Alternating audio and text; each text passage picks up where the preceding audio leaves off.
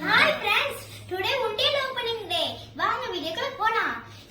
உங்க பேரண்ட்ஸ் கொடுத்த மணி எல்லாமே என்னோட எலிபென்ட் பேக்ல நான் சேவ் பண்ணி வச்சிருக்கேன்.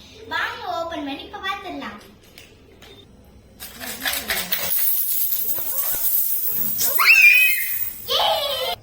வாங்க எவ்வளவு இருக்குன்னு எண்ணி பாத்துடலாம். நானும் இவ்வளவு சேர்த்து வச்சிருக்கேன். என்னால நம்ப முடியல.